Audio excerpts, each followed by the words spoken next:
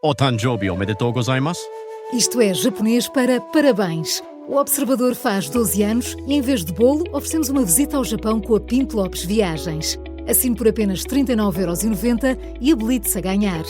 12 anos a escrutinar o poder, 12 mil quilómetros para celebrar. Assine hoje em observador.pt. Arigatou.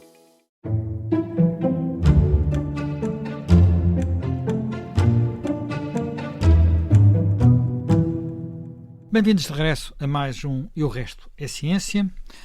Eu estou aqui com Miguel Miranda, geofísico, antigo presidente do IPMA, académico. Temos falado de muitos temas, eu sou José Manuel Fernandes e hoje vamos falar de um tema que mistura fascínio com alguma inquietação. E estamos a falar de algo que aconteceu, enfim, o pretexto mais próximo é um acontecimento raro nos céus de Portugal, mas tivemos a oportunidade de ter um acontecimento desses já este ano, em janeiro, e que foi o aparecimento em algumas regiões de Trás-os-Montes, basicamente Vila Pouca de Aguiar, Bragança, Macedo de Cavaleiros, de auroras boreais. A aurora boreal é aquele, de repente, à noite, o céu fica colorido. Várias cores que variam, já vamos falar um pouco porquê várias cores, e é um fenómeno muito raro esta latitude, é um fenómeno que acontece habitualmente na Lapónia, no norte da Noruega, enfim, naturalmente na Groenlândia, e depois as auroras astrais também ocorrem no Pacífico Sul, lá para as zonas da Patagónia, Antártida, ilhas, as Falkland, será um sítio onde de vez em quando também se observam, assim como no sul da Austrália. O interessante aqui é que elas podem ocorrer com alguma regularidade. Nós tivemos esta em 2026, tínhamos tido um outro fenómeno um pouco também com algum relevo e também nas mesmas regiões, talvez um pouco mais ao sul, porque também há notícia dele em Viseu, em Ceia, em Celurico da Beira, que em 2024, portanto 2 anos antes, faz agora 2 anos, foi em maio de 2024. Miguel, isto é um fenómeno que nós só percebemos realmente como é que se formava há pouco tempo, apesar de haver ali quem tivesse tido umas explicações no princípio do século passado. Mas, digamos, a explicação mais segura é da década de 60, tem pouco mais de 50 anos. E, de certa forma, acompanha a aventura espacial. Exatamente. Não é? As auroras boreais são fenómenos geofísicos que são razoavelmente conhecidos, não é? Se bem que a maioria das pessoas só vê na televisão, porque vive pouca gente na Lapónia, não é? Vive pouca gente na Lapónia e nós não temos uma grande tradição de turismo no norte da Europa, se bem que seja uma zona até muito, muito bonita e que vale muito a pena visitar. E a existência de auroras boreais visíveis durante o século XX no continente português já aconteceu muitas vezes. Nós agora temos uma grande diferença, é que temos smartphones, não é? Os smartphones alteraram toda a gente tira fotografia. Toda a gente tira fotografias e é interessante ver como é que numa noite escura de repente o céu se ilumina e com cores que são o vermelho, o rosa, o verde e o violeta. Eu já estive na Lapónia, obviamente. Esse obviamente é aqui um bocadinho um desafio. Físico, não é? Tem-se suposto estar nesses sítios. E na altura o que eu vi foi mais o verde e o violeta. Eu já estive nessas latitudes, não na Lapónia, mas em Svalbard, mas não tive essa sorte. Não tiveste essa sorte. Isto depende muito também da sorte e do dia em que se chega, até porque a maioria de nós vai lá em trabalho e não propriamente em turismo, portanto temos pouco tempo para observar. Em Trás-os-Montes existe uma pessoa, que é o Márcio Santos, muito conhecido, porque mantém um site na internet chamado Meteo Trás-os-Montes, que além de informação sobre meteorologia, também tem informação sobre fenómenos geofísicos. E não é um daqueles sites que às vezes são um bocadinho manhosos, não é? Não. Um site que tem muita informação sobre a região de Trás-os-Montes, consegue obviamente na região ultrapassar todas as autoridades nacionais em termos de disponibilidade de informação, e ele tem sido incansável na capacidade de recolher imagens destes acontecimentos, como também recolheu já agora dos fenómenos extremos mais recentes que afetaram muito o norte de Portugal. Mas estavas a falar que tinha havido um fenómeno parecido, talvez com uma dimensão ainda maior em uma data curiosa. Em 38. 1938. Existe um acontecimento histórico que na altura teve um impacto enorme em Portugal, continental, e que foi o que ocorreu na noite de 25 para 26 de janeiro de 1938, quando auroras boreais de grande expressão foram vistas em grande parte da Europa, em particular em Portugal, mas também em Espanha, Norte de África e até as zonas do Mediterrâneo, portanto, uma latitude ainda mais a sul do que nós. O céu ficou iluminado com tons intensos de vermelho, laranja e rosa. Daqui a pouco podemos ver porque é que estas coisas podem variar, e foram visíveis a olho nu, e o facto de terem predominado as cores laranja e vermelho fez com que elas foram confundidas como um fogo em grande incêndio que se visse no horizonte, e as corporações de bombeiros, inclusivamente, tocaram o alarme e correram para saber o que estava a acontecer. Tocar em Lisboa e Porto, não é assim, não é tocar foi espada assim, é Lisboa e Porto. Exatamente, para se ver a que distância que se imaginava que estava o incêndio. Isto parece um bocadinho, de certa forma, aquele tsunami falso do Algarve que foi visto à distância. Porque estas ilusões de óptica, quando são muito pervasivas, acabam por ter um impacto muito grande sobre as pessoas. E para se perceber que isto não é uma coisa contada apenas de memória mal mantida, eu até fui buscar a primeira página do Diário de Lisboa, do dia 26, que tem o título seguinte: Maravilhoso. Uma formosa aurora boreal criou ontem à noite no céu poente, colorido de vermelho afogueado, com laivos de branco e verde incandescentes, um grandioso cenário dos que na imaginação do povo indica o Senhor do mundo por meio de um sinal apocalíptico. E depois termina a dizer: o caso considerado friamente não gera lívidos pavores, pois está dentro das maravilhas da natureza. Sim, escrevia-se com alguma retórica na imprensa da época, não é? De Lisboa em particular. Agora, há um efeito, enfim, antes de irmos à data, porque a data tem que se liga. Quer dizer, antes de irmos à data, por comparação com o que aconteceu este ano, são 88 anos que passou entre uma e outra, entre os dois eventos, esta data tem qualquer coisa de especial, não é? Esta data... quer dizer, vamos lá ver, não tem qualquer coisa de especial, mas podia ter. Esta data é muito especial, e é muito especial porque este fenómeno foi associado quase que imediatamente às profecias de Fátima, como tinha que ser, porque em 1917 a irmã Lúcia teria relatado que Nossa Senhora lhe teria dito que antes de uma Segunda Guerra Mundial seria visto uma noite iluminada.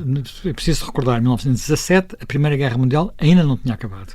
E, portanto, estávamos a falar de uma segunda. De uma segunda já. E, portanto, ao não ter acabado, ela dizia: será uma noite iluminada por uma luz desconhecida, e quando a aurora de 38 é vista pelo país inteiro, é interpretada até pela própria irmã Lúcia como sendo esse sinal, e, portanto, que uma nova guerra estava a começar. E começaria sensivelmente um ano depois, não é? Em 1939, em setembro de 39, quando a Alemanha invadiu a Polónia. Mas agora, há uma coisa interessante que é 1938, 2026, 88 anos de distância. 88 é um múltiplo de 11. Porquê é que eu estou a falar de ser um múltiplo de 11? Porque aparentemente há uma propensão de 11 em 11 anos para termos fenómenos destes, não é? Então, quer dizer, não é obrigatório, mas... Não, vamos lá ver assim, há dois efeitos aqui que é preciso considerar e que são independentes.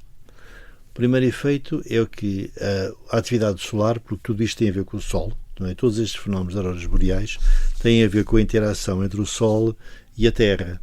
E portanto, o Sol é um astro que tem uma grande variabilidade. Essa variabilidade é conhecida, digamos, há muito tempo, e há muito tempo que se sabe que há um ciclo de 11 anos de aumento e diminuição dessa variabilidade. Eu vou até ser mais... Ou da atividade, mais probabilidade da atividade. Não é? Eu vou ser sempre mais claro. Quando se olha para o Sol com um vidro opacizado, é possível verificar ao longo do ano que existe um conjunto de manchas negras. Manchas negras podem ser contadas, sabendo-se que quanto mais manchas o Sol tem na sua superfície, mais ativo está o seu campo magnético. E num ciclo de 11 anos, ele sobe e desce essa atividade, mas se nós olharmos não só para a atividade, mas também para a sua polaridade, o ciclo é de 22 anos, porque na verdade o Sol inverte a sua polaridade do campo magnético cada 11 anos. Mas tu, quando falas de atividade, não falas só da atividade do campo magnético, falas também das tempestades solares. Porque as duas coisas estão ligadas. Exatamente. E as tempestades solares, o que é que elas são, essencialmente, são fluxos grandes de partículas elétricas, que são emitidas pelo Sol e que são encaminhadas para a Terra. Agora, são partículas, quer dizer, o que chega à Terra vindo do Sol não é só a luz viaja a 300 mil km por segundo, são partículas ionizadas, portanto, sim, nós aqui... E que viajam também muito depressa, mas não tão depressa. Não tão depressa, mas há aqui uma coisa que às vezes não é bem compreendida.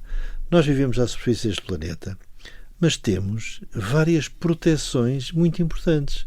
Nós temos a proteção da ionosfera, que nos protege da radiação ultravioleta. Se nós não tivéssemos a ionosfera, na verdade, a radiação ultravioleta tinha efeito dramático sobre a pele e sobre a pele das pessoas. Em parte sobre a pele, mas também seria uma radiação que era capaz de destruir a própria capacidade do DNA, das cópias de se fazerem naturalmente. Exatamente, da estabilidade da nossa herança genética.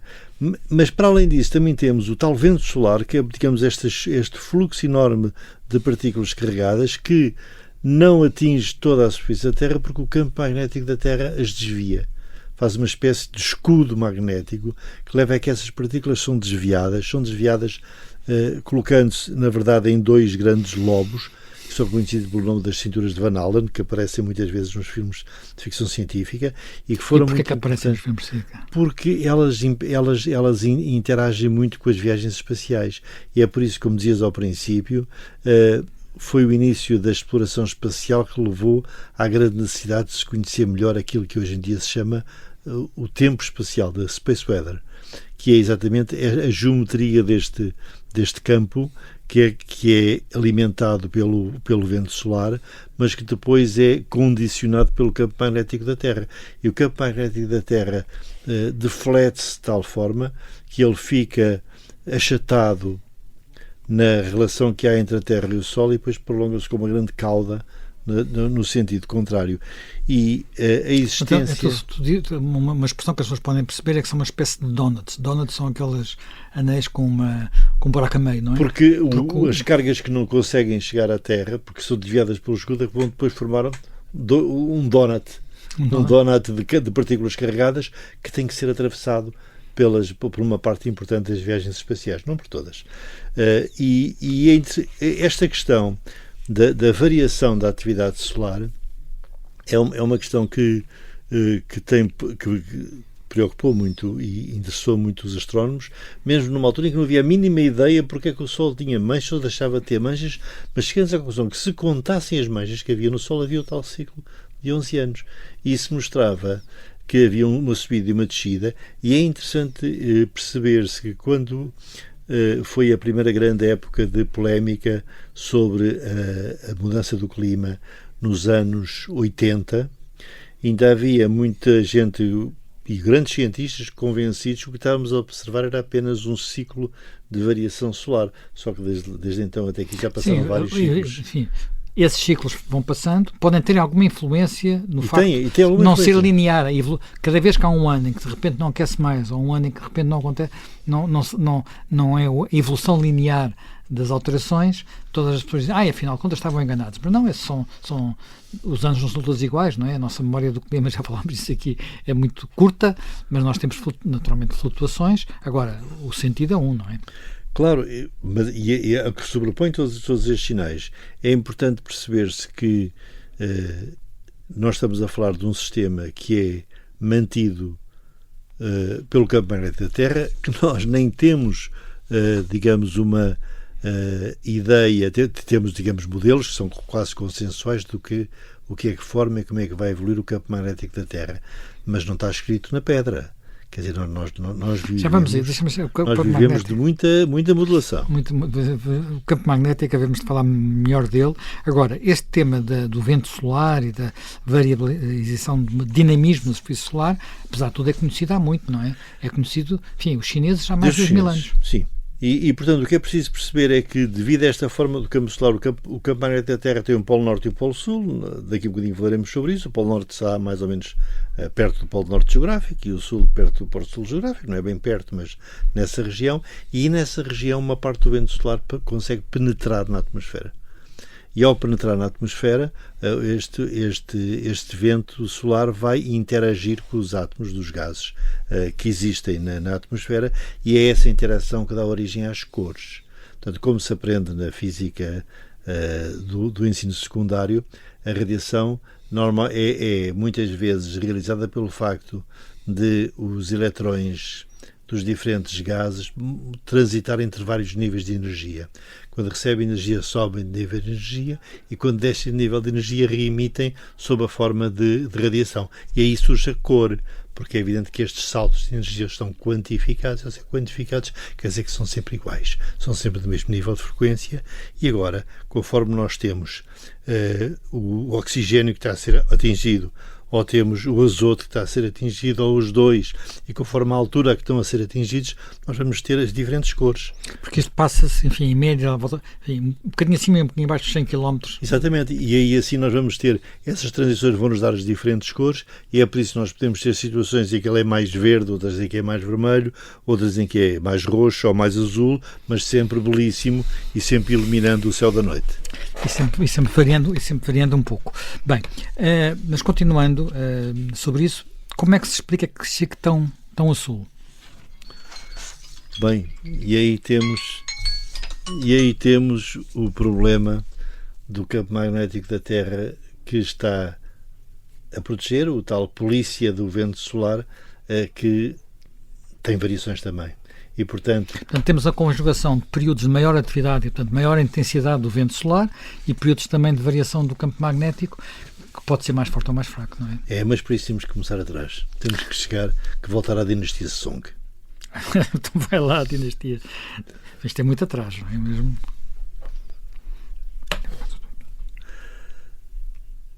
Todas as civilizações tiveram períodos de ouro. Não é? Nós identificamos com o século de Péricles, quando estamos nos nossos momentos mais positivos, ou com o Renascimento. Mas a China teve também uma dinastia que foi fundamental para a descoberta de muitas das coisas que mudaram a vida da Terra. E foi a dinastia Song, a tal dinastia que foi destruída pelo Kublai Khan. Kublai Khan que... A dinastia Song é mais ou menos ali, portanto, apanha a viagem do milénio, não é? Exatamente. Ou melhor, a viagem do primeiro milénio, é isso que estamos a falar. Através do primeiro milénio. Claro, através do primeiro milénio. Portanto, para se perceber que foi nessa dinastia que foi descoberta a imprensa com caracteres móveis.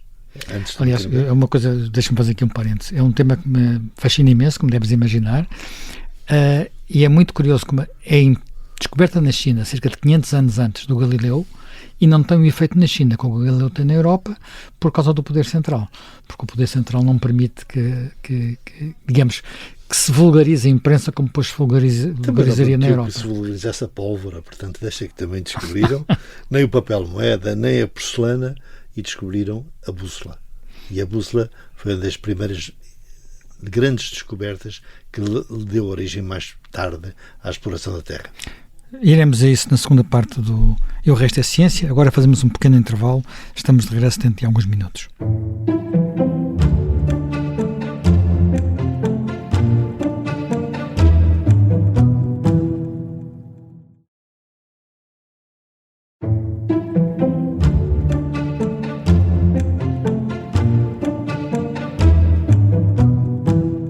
Bem, Miguel, ias começar a falar da bússola. A bússola, digamos assim, não é a descoberta de que existe magnetismo. Não. Porque já se conhecia antes. Mas há qualquer coisa mais além disso. A bússola é o sinal de que, quando se colocava em cima de um líquido, suportado ou não por um material que flutuasse facilmente, como a cortiça, não seria a cortiça da dinastia Song, mas seria algo equivalente. Um pedaço de madeira. Um pedaço de madeira que se colocasse em cima uma forma alongada, metálica, magnetizada, que ela se orientava sempre da mesma maneira, indicando o norte. Ou o sul. E o sul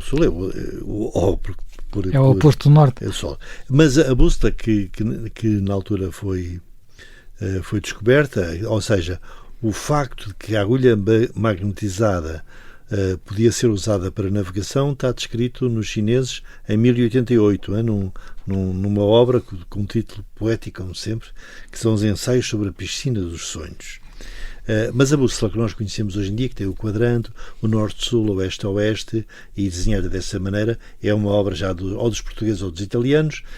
Já tivemos aqui a oportunidade de chamar a atenção que naquele tempo os portugueses e os italianos não estavam longe, estavam perto.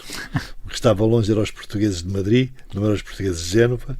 E, portanto, é nesta comunidade muito ligada. A Rosa dos Ventos, há dúvida se foi um desenhador italiano ou um desenhador português. E também não haverá grande diferença, porque, visto do trono do Kublai Khan, devo-vos avisar que somos muito parecidos. As rotas do Ocidente trazem para a Europa esse conhecimento.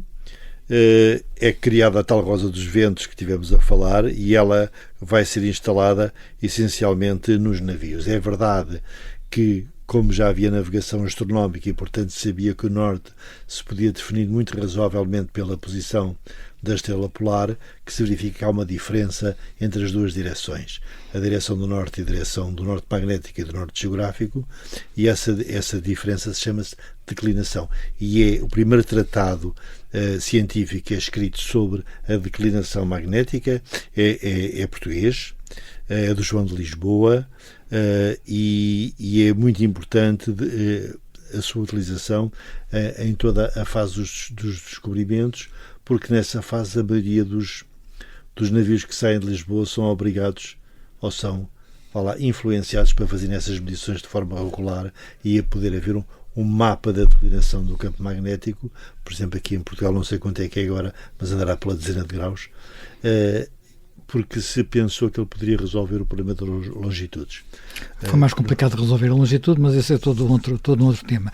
Seja lá como for, através do campo magnético nós podemos também medir a latitude, de alguma forma, porque há bússolas verticais e horizontais. Essa é outra coisa que também é preciso perceber-se bem. Quando se começou a fazer uma bússola que não tinha um líquido, na verdade estava suspenso num pivô, verificou-se que havia duas formas de a colocar, que era de uma forma horizontal, que é o que toda a gente normalmente conhece, essas bússolas dos escoteiros, mas que na verdade ela podia ser montada na vertical. E quando ela era montada na horizontal, media-nos a declinação, e quando era montada na vertical, media-nos a inclinação. E quando ela era usada para medir a inclinação, nós podemos usá-la para saber onde é que está o polo norte magnético e o sul magnético, porque é aquela em que será o local em que a bússola de inclinação apontará para baixo. Pois, portanto, ao apontar para baixo, quer dizer que de alguma forma é vertical, quer dizer, apontará para baixo se estiver totalmente vertical no polo magnético, não é? Se estiver fora disso, tem uma inclinação, e essa inclinação pode-se deduzir dela a latitude, não é? Exatamente, e portanto, foi a partir daí, aliás, devo dizer que isso é que está na base do paleomagnetismo, que nós ainda nunca falámos aqui, mas podemos vir a falar, que existe uma relação direta das duas coisas, porque as rochas magnéticas, porque as rochas ígneas, em particular, por exemplo, os basaltos, sim. As rochas que derivam, enfim, nós basaltos falamos que arrefecem depressa. Quem arrefece depressa grava o campo magnético e grava a inclinação do campo magnético. E se nós soubermos essa inclinação, nós somos capazes de saber em que latitude é que elas foram criadas. Pronto, esse o problema essencial. O que é interessante... O que não é um detalhe, não é um detalhe. Quer dizer, se nós soubermos em que latitude foi formada uma rocha, e se essa rocha estiver noutra latitude, é preciso perceber porque é que ela mudou de latitude. E isso é o que ajudou a fazer a deriva dos continentes. Tudo o que se sabe da deriva dos continentes. Tudo o que se sabe da deriva dos continentes. É importante também perceber-se uma coisa. Nós temos o nosso campo magnético alinhado com o eixo geográfico. Por isso é que o norte magnético é perto do norte geográfico. Mas isso não se verifica em todos os planetas. Tem que se perceber, por exemplo, que em Urano nós temos um ângulo de cerca de 60 graus e a Neptuno 47. Portanto, esta questão de termos o campo alinhado é também um problema em si, porque é que o nosso campo está alinhado com o campo geográfico. E porquê é que está? Quer dizer, primeiro que tudo, qual é a origem, o que é que gera o campo magnético? Pronto, essa é uma discussão muito, muito velha, porque nós só conhecemos duas formas de fazer magnetismo. Uma é tendo uma corrente elétrica a mover-se. Temos dentro da corrente elétrica, por exemplo, fazer uma espira, é o que se faz, aquilo que se chama um eletroímã, quando se vê nos filmes em que estão a destruir aqueles carros e o carro com ímã, é um eletroímã, não é um ímã natural, não é magnetite. Ou então temos a possibilidade de ter influência magnética, porque do ponto de vista cristalino nós temos uma estrutura dos átomos de ferro que nos cria esse campo magnético. Isso tem a ver com o alinhamento dos spins, para quem já leu qualquer coisa de microfísica. A grande questão é assim, não sendo possível nós imaginarmos que estamos a falar de magnetização permanente, porque o centro da Terra está tão quente que não pode ter magnetização permanente. A magnetização permanente desaparece num valor que se chama de temperatura de Curie, e estamos a falar de poucas 300 ou 400 graus, não é mais do que isto, e portanto o manto não pode ter magnetização permanente. Não tendo magnetização permanente, o problema está, então tem que ter uma corrente elétrica a andar à volta. E é essa corrente elétrica que de alguma forma tem que criar isto. Tem que criar isso. O que é essa corrente elétrica? E aqui há uma situação do tipo do detetivesco. E eu tentar lembrar-me do nome do principal, do mais conhecido detetive inglês. Poirot? Não, Poirot não era inglês. Poirot é francês. Sherlock Holmes. Isto é o problema de Sherlock Holmes. O que é que pode lá estar? E uma das questões que já falámos aqui tem a ver com o facto de ser hoje em dia razoavelmente possível saber a constituição química do Sol por espectroscopia, pelos espectros que são emitidos pelo Sol. E ao se comparar a composição química do Sol com a composição química da superfície da Terra, que é aquela a que nós temos mais acesso, e já agora ao comparar também com a composição química de muitos dos meteoritos que caem na superfície, nós verificamos que na Terra nos falta uma coisa. E o que nos falta é o ferro. Nós não temos ferro. O ferro desapareceu. O ferro sumiu-se. E quando se junta... Quer dizer, sumiu, não está na quantidade que se esperava. Para algum sítio foi. Não existe na quantidade que se esperava. Pelo menos à superfície. E, portanto, daí é que se deduziu que provavelmente estaria ferro num estado líquido, perto do centro da Terra. E quando a sismologia percebe que há umas ondas sísmicas que atravessam os líquidos e outras que não atravessam os líquidos, chegou-se à conclusão que havia uma zona grande do núcleo da Terra que devia estar na origem do campo magnético da Terra. Agora, esse campo magnético da Terra, já vimos quando falámos do Sol, primeiro, pode-se inverter. Segundo, pode não estar alinhado com o eixo geográfico. E, portanto, toda a questão primeiro está que tudo, aqui... vamos à coisa. Essa parte de não estar alinhado, há uma coisa que nós também sabemos, é que o eixo, digamos, o polo norte magnético mexe-se. Não está sempre no mesmo sítio. Pronto. E aí nós temos aqui duas coisas, são duas descobertas do século XX. O campo magnético mexe já era antes do século XX, mas as inversões é século XX. Portanto, vamos começar pelo primeiro. O campo mexe. Portanto, quando nós usamos a tal bússola na formação vertical, vamos à procura do campo magnético do polo magnético norte e nós verificamos ao longo das décadas que ele muda de sítio, que ele está a mudar de sítio, ele está a migrar. Então agora, por exemplo, ele já esteve mais perto do Canadá, agora está mais perto da Sibéria. Portanto, é das poucas coisas que migra do Canadá para a Sibéria. Habitualmente vai-se ao contrário. Normalmente a migração é ao contrário, mas o polo magnético tem migrado nesse sentido. E tem migrado a uma velocidade significativa. E nós podemos fazer outra coisa. O Gauss, que é um dos maiores matemáticos e pronto, chamar-lhe geofísica, morra para os geofísicos do século XIX, percebeu que para compreender o campo magnético da Terra tinha que o medir em todo o planeta e criou a primeira rede de observatórios. Nós também temos Portugal também fez parte desse esforço. E usando esses observatórios, ele chegou à conclusão não só da forma dipolar do campo magnético, ou seja, tinha um polo norte e um polo sul, não era um quadrupolo nem um octopolo, era um dipolo, essencialmente, e qual é que era a sua intensidade, a sua magnitude do dipolo. E quando nós vemos ao longo do tempo a magnitude dos dipolos, e hoje em dia temos que o fazer porque os satélites dependem disso, os aviões dependem disso e muita coisa na Terra depende disso, nós verificamos que o campo também se está a enfraquecer. Esse é um ponto muito interessante, porque o enfraquecimento, enfim, não é instantâneo, mas é um sinal de que, de uma coisa que tu já sugeriste aí, que é de um dia para o outro, é como quem diz, mas de um dia para o outro isto pode mudar, não é? De repente o Polo Sul está no Polo Norte, no Polo Sul. E aí temos o Vane e Matthews. O Vane e Matthews são dois geofísicos que começaram a fazer o primeiro grande levantamento de como é que era a magnetização das rochas perto das cristas médias, onde na altura já havia a ideia de que poderia ser ali que se estava a formar a crosta terrestre. Portanto, estamos a falar, no caso deles, penso que foi no Pacífico, eles fizeram estes estudos, mas também estamos a falar, por exemplo, da crista média do oceano, onde ficam os nossos Açores. Exatamente, e a norte dos Açores também houve um trabalho entre os Açores e a Islândia.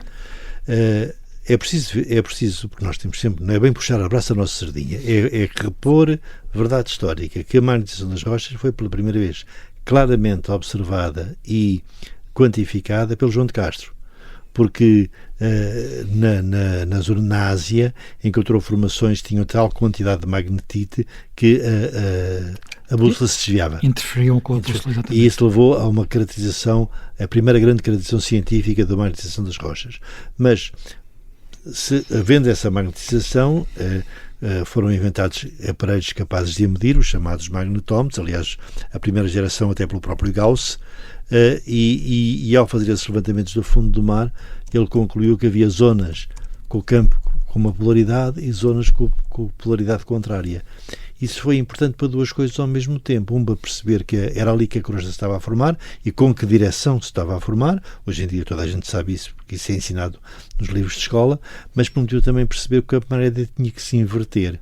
Repara, isto é um pouco antes de perceber que uma parte do mecanismo solar que estávamos a falar há bocado também tem a ver com uma inversão do campo magnético do Sol e, portanto, nós temos aqui uma coisa que é instável. Aquilo que nós pensávamos que era estável, que era seguro, que o campo que estava hoje era o campo que estaria amanhã e que a mesma bússola que se usava há 100 anos se usava agora, apesar de saber que a declinação varia com o tempo e varia de forma sensível. A bússola podes usar, a forma de ler a bússola é que vai variar. Tem que ser diferente. Chegou-se à conclusão, atenção, nós temos aqui um problema, o campo pode inverter-se e é interessante também saber-se que a última inversão do campo magnético que está completamente reconhecida pela geologia é a inversão Brunés-Matayama, que passa a meio da Ilha do Faial. Portanto, a Ilha do Faial tem uma zona que é anterior a 700 mil anos e uma zona que é posterior a 700 mil anos. Portanto, e essa inversão deu-se há cerca de 780 mil anos. É a última grande inversão. A última grande inversão. Agora, há aqui algo que é esse estudo que tu citaste, refere que estas inversões poderão ocorrer cerca de 4 vezes em cada milhão de anos. Portanto, nós já estamos com 500 mil anos de atraso. Mas a nossa especialidade é estar com atraso. E o que nós temos é uma situação que temos um campo que está a ficar cada vez mais fraco, ele perdeu cerca de 10% desde o princípio do século XX. Temos um campo em que o polo magnético norte está a migrar. E ficar mais fraco pode ser apenas uma flutuação ou pode ser um sinal de que estamos a caminho de uma inversão. Exatamente. Nunca medimos a inversão diretamente, não é só indireto. Exatamente, mas o tempo da inversão é um tema científico muito complexo. Já houve ideia que era mais rápido do que, por exemplo, hoje se está a concluir. Pode ser tanto um processo... Pode levar o quê? 10 anos ou 5 mil anos? É que está. Já agora tenho que fazer aparecer aqui assim outra figura geofísica, que por vezes não há bem uma inversão, mas há uma quase inversão que volta para trás. Okay? Há um passeio do campo magnético. Isso existe datado e bem conhecido de tempos históricos, pré-históricos.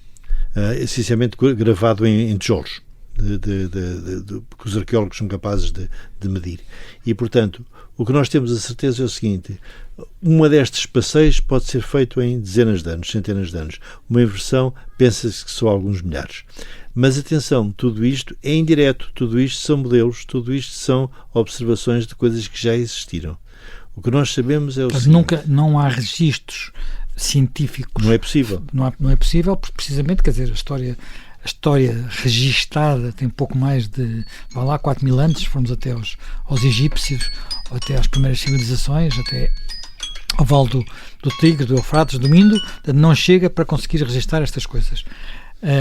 Portanto, nós podemos estar em parte nenhuma ou podemos estar a meio de uma inversão, não é? Uma coisa a gente sabe é esta variação da posição da estrutura do dipolo magnético, que tem a ver com uma coisa que é a anomalia do Atlântico Sul, que poderíamos falar noutra altura, que está neste momento a suavizar-se, que facilita a observação das auroras boreais mais a sul. E, portanto, que o facto de nós estarmos a observar em Trás-os-Montes de forma razoavelmente significativa este tipo de fenómenos, e já se começarem a observar, como disseste há pouco, até a sul, Trás-os-Montes, é um efeito muito provável de que a estrutura e a geometria do campo magnético da Terra está a sofrer uma variação. Claro que o que é que pode acontecer? O que é que pode acontecer? Vamos lá ver, nós temos, como tu referiste há pouco, uma quantidade de aparelhos dependentes do campo magnético, mas temos muita biologia também dependente do campo magnético. Tartarugas, baleias, abelhas. Os pombos, jogamos com os pombos correios, tudo isso orienta-se pelo campo magnético. Nós nem sabemos às vezes todo o mecanismo em detalhe. Isto de repente se muda. Existem estudos, aparentemente algumas espécies conseguem adaptar-se com alguma rapidez e outras não. E portanto sabemos que é um processo que é rápido na escala geológica, mas pode não ser rápido na escala humana. Mas sabemos uma coisa. Rápido na escala biológica, 5.000 anos é um instante. Na escala humana, 5.000 anos é a nossa vida quase toda. Exatamente. Apesar de nós termos nossa vida, quer dizer, a vida da humanidade conhecida. Exatamente. Mas é preciso perceber-se que esta variação em princípio vai acontecer, que não é regular, não é? As inversões do campo magnético são muito irregulares, ou seja, há períodos da história geológica em que a polaridade foi constante durante muito tempo, e há períodos da história geológica que houve grandes alterações e grandes inversões do polo. Podia acontecer 200 anos. Podia acontecer agora, podia não acontecer agora. Os períodos de calbos do Cretácico são os mais conhecidos de todos, e são conhecidos pelas piores razões, porque um geofísico profissional adora inversões, porque as inversões permitem datar, permitem saber o que é que se passa. E quando não há inversões é tudo mais complicado, tem que ser radiometria, tem que ser, como falámos há bocado da outra vez, digamos, a medição da radiação. A medição das radiações emitidas. Quer dizer, a radiação são elementos radioativos e os pares do decaimento radioativo. E portanto, existem coisas tão estranhas como as grandes migrações, os salmões, as enguias. Todos eles utilizam, de certa forma, o campo magnético para voltar ao sítio de onde nasceram. E, portanto, a hipótese de haver uma mutação deste género vai sempre fazer uma disrupção significativa no mundo natural. E, portanto, talvez, de certa forma, estes acontecimentos de 24 e agora de 26 indiquem que nós estamos numa situação de mudança que pode ser um passeio do campo magnético e voltar ao sítio onde estava sossegado. Pode ser uma situação um pouco mais complicada e, voltando ao ano de 38, pode anunciar ou não, esperemos que não anuncie uma terceira guerra mundial, porque não estamos a precisar dela.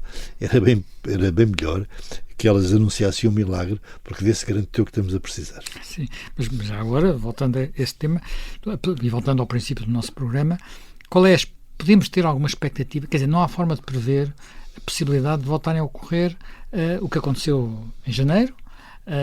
Não se consegue fazer previsão, como se nós prevemos o tempo, mas o tempo vai fazer um dia não amanhã. Conseguimos, vamos lá ver a previsão. Quer dizer, porque isto é uma conjugação de dois fatores, não é? Portanto, a conjugação dos ventos solares, da intensidade dos ventos solares, com... Sim, mas isto é o seguinte, em todo o mundo existem observatórios magnéticos. Em Portugal existe um agora novo muito ativo em São Teotónio, que faz... No Alentejo. E já existia o anterior, que era o de Coimbra, que fez parte dos primeiros grandes observatórios magnéticos da Europa, não é? E que fazem previsão do tempo espacial. Há previsão do tempo espacial, como há do tempo meteorológico. E o tempo espacial tem que ser previsto por causa dos lançamentos de foguetões, que às vezes são adiados e não são adiados, e algumas vezes têm a ver com problemas de tempo espacial. Não é só com problemas do sistema hidráulico do lançamento, como parece que aconteceu anteontem. E essa previsão existe, conhecemos quando é que são os períodos de maior atividade, com uma pequena deslocação da posição do polo e com um período de maior atividade, a probabilidade de ocorrerem digamos, auroras boreais num país numa latitude como a de Portugal, irá seguramente aumentar. O que eu posso dizer é que nesta quantidade não são para já prejudiciais, pelo menos não conheço. Aliás, estavas a dizer uma coisa que é assim, como estamos a passar por um momento de enfraquecimento. Agora já estamos na fase do ciclo de enfraquecimento. De enfraquecimento, portanto, a possibilidade de haver de enfraquecimento da atividade solar, mas de enfraquecimento, agora estamos na fase já de enfraquecimento. Estou a falar do enfraquecimento do campo magnético. Com o campo magnético mais enfraquecido, podemos ver auroras boreais mais vezes. Normalmente nos períodos de incremento da atividade solar. Portanto, tem que haver coincidência, não é? E, portanto, o que podemos fazer é ter uma atitude positiva. Sim, mas não podemos fazer aquilo que alguns de nós, pelo menos, vão tentar fazer este agosto, que é haver um eclipse, onde também é visível um eclipse total, precisamente em Trás-os-Montes, mas dizer às pessoas que vão passar férias a Trás-os-Montes porque vão ter em agosto auroras boreais é mais difícil. Há fantásticas razões para ir passar férias atrás dos montes. Eu, que não sou um homem da praia, diria que há ótimas razões, umas geofísicas, outras agronómicas, outras alimentares. Sim, começámos um dos últimos programas aqui a falar de Chaves e das termas de Chaves e das águas termais de Chaves. Também é uma boa ocasião. É uma das zonas termais mais ricas do país, é precisamente ali, entre Vidago, Pedras Salgadas, Chaves. Portanto, também é uma boa zona, uma boa razão para ir para essa zona. Fica esta sugestão. Terminamos mais um e o resto é ciência. Encontramos dentro de uma semana.